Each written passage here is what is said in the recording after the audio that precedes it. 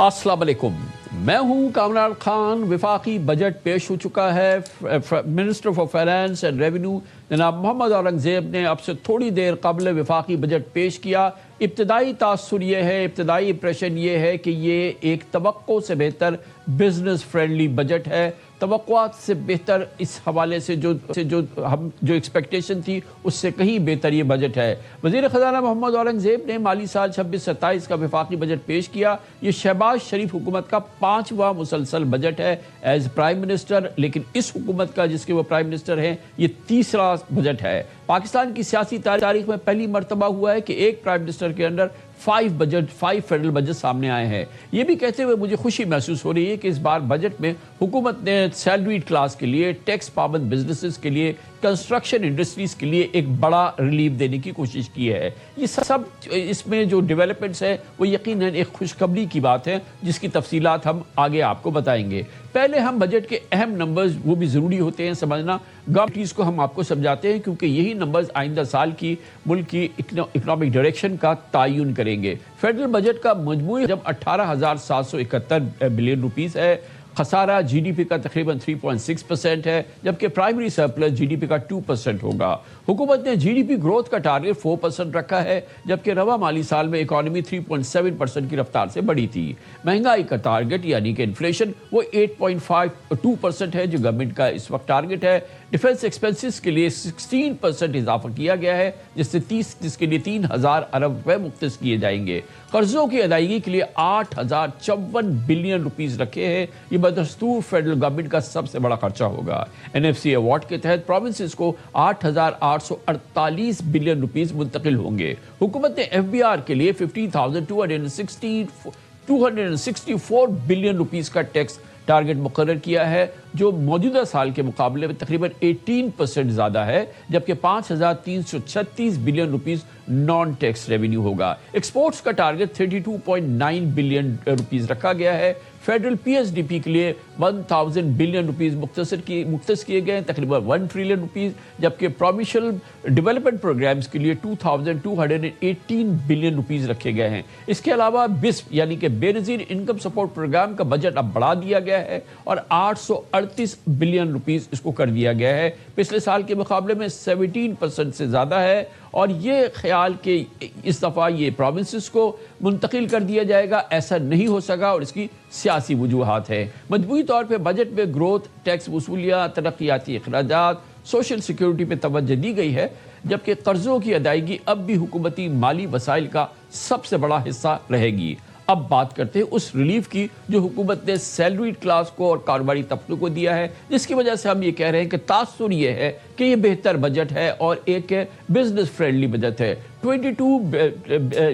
तकरीबन 2.2 मिलियन से 7 मिलियन तक सालाना आमदन वालों की तनख्वाहों के लिए टैक्स की शरह में 3 से 5% कमी की गई है, जबकि सैलरीड क्लास के टैक्स रेट में कमी के अलावा सरचार्ज को भी ख़त्म कर दिया गया है।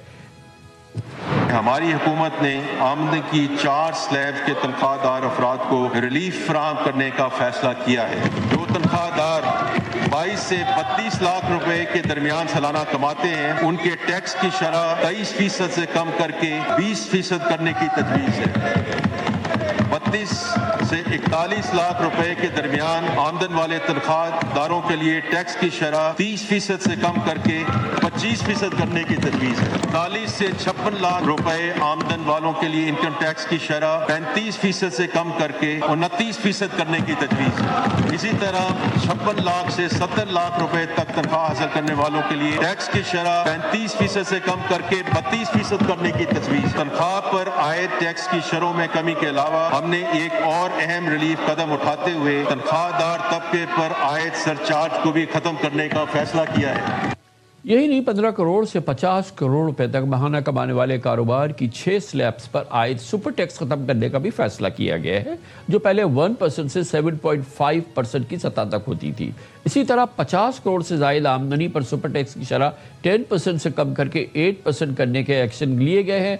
ताहम बैंक्स, ऑयल कंपनीज और गैस एक्सप्लोरेशन वाली कंपनीज और फर्टिलाइजर कंपनियों पे मौजूदा सुपर टैक्स बरकरार रहेगा। इस वक्त एक्सपोर्ट्स पर एडवांस टैक्स और मिनिमम टैक्स की मद में मजमूई तौर पर 2% टैक्स आयद है, जिसे कम करके 1.25% करने की तजवीज़ है। ایکسپورٹ ریفائنانس اسکیم کی توسیع کے لیے 88 بلین روپیز مختص کیے گئے ہیں. یہ ایکسپورٹرز کو انسینٹو ہوگا.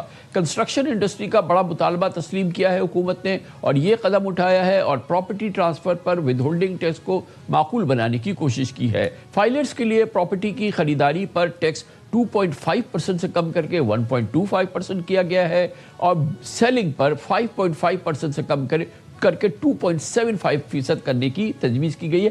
آدھا کر دیا ہے ان دونوں معاملات میں، سیلنگ میں اور بائنگ میں.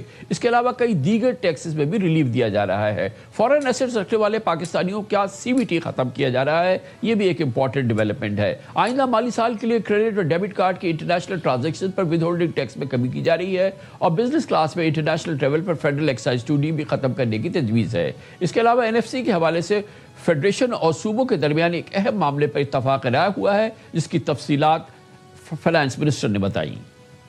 وفاقی قابل تقسیم حاصل یعنی کہ فیڈرل ڈویزبل پول میں صوبائی حکومتوں کا حصہ NFC ایوارڈ کے مطابق رہے گا. مالی سال 26-27 کے لیے فیڈرل بورڈ آف ریونیو کی جانب سے محصولات کی متوقع وصولی 15,264 روپے ہے. تاہم اسٹریٹجک قومی تقاضوں کے پیش نظر وفاقی اور صوبائی حکومتوں میں تقسیم کے لیے کم از کم 13,350 ارب روپے کی رقم محفوظ رکھی گئی ہے. 13,350 ارب روپے سے 15,264 ارب روپے تک وصول ہونے والی رقم وفاقی حکومت کو صوبائی حکومتوں کی جانب سے گرانٹس کی صورت میں قومی اسٹریٹجک تقاضوں کی تکمیل کے لیے دستیاب ہوگی. یہ انتظامی مالی سال 26-27 کے لیے نافذ العمل ہوگا اور مالی سال 27-28-29 کے لیے وفاقی اور صوبائی حکومتوں کی باہمی مشاورت سے اسی نوعیت کی بنیادوں پر اس کی تجدید کی جائے گی.